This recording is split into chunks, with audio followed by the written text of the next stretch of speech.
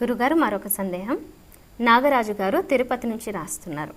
వినాయక నిమజ్జనం ఎలా చేయాలి, శాస్త్రీయ విధానం ఏమిటి తెలియచేయగలరంటూ కోరుతున్నారు.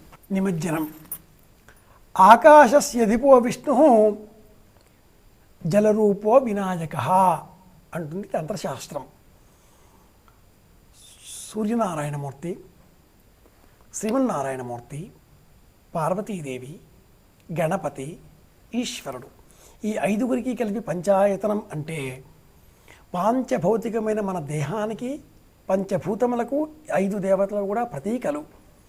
ఈ 5ఇంటిలో ఆకాశ స్వరూపానికి శ్రీమన్నారాయణమూర్తి ప్రతీకాత్మకంగా ఉండగా, అగ్నితత్వానికి పార్వతీదేవి ప్రతీకాత్మకంగా ఉండగా, జలతత్వానికి గణపతి ప్రతీకాత్మకంగా ఉన్నాడు. అందునిమిత్తమే గణపతిని మనం నిమజ్జనం చేస్తున్నాం. ఇంకా ఏ దేవతే స్వరూపాలకు ఉండదు. అయితే పశువు రూపంలో ఉండే అమ్మవారిని కూడా, గౌరమ్మని కూడా మనం నీళ్ళలో నిమజ్జనం చేస్తాం బతుకమ్మ పేరుతో. ఇక శాస్త్రబద్ధంగా వినాయకుడిని ఏ విధంగా నిమజ్జనం చేయాలి, పెద్ద ప్రశ్న ఇది. ఈనాటి కాలంలో నిమజ్జనం అంటే కోట్ల దాకా తేల్చుకోవాల్సిన వివరాలుగా మారిపోయాయి.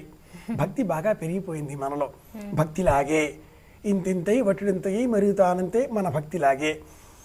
ఈ భక్తి తత్పరతతో మనం వాడవాడలా వేలాదిగా విగ్రహాలు పెట్టుకున్నప్పుడు వీటిని ఎలా నిమజ్జనం చేయాలి? సామూహిక ఉత్సవాల కారణంగా, సామూహిక సంప్రదాయబద్ధమైనటువంటి ఉత్సవ రూపంలో జైత్రయాత్రలో, ఆ సాగర యాత్రలో మనం పాల్గొంటే అన్ని విగ్రహాలని మనం ఒకే చోట నిమజ్జనం చేస్తే ఇంకా ఆ సాగరం మనకు కనిపించకుండా పోతుంది. అలాగే పెద్ద పెద్ద విగ్రహాలని అక్కడ నిమజ్జనం చేస్తూ మన ఇంట్లో ఉండే విగ్రహాలను మన ఇంట్లో ఉండే బావులలో వేయాలి.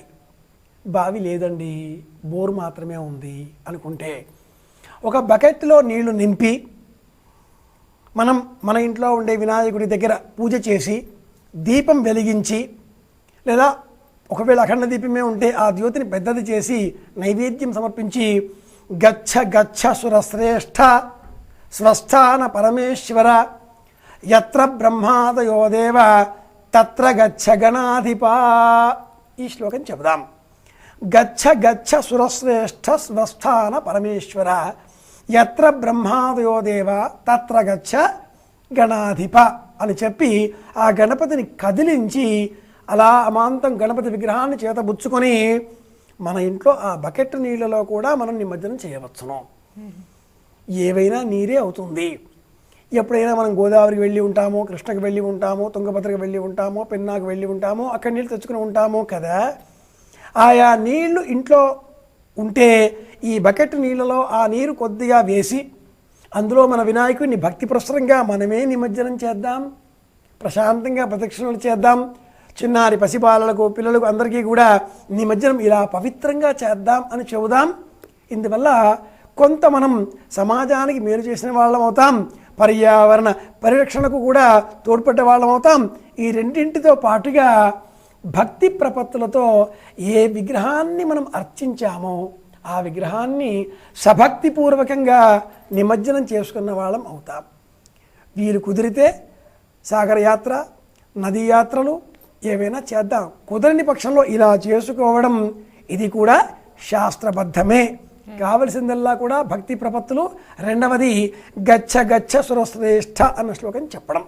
ఇలా చేస్తే ఇది శాస్త్రబద్ధం అవుతుంది కూడా.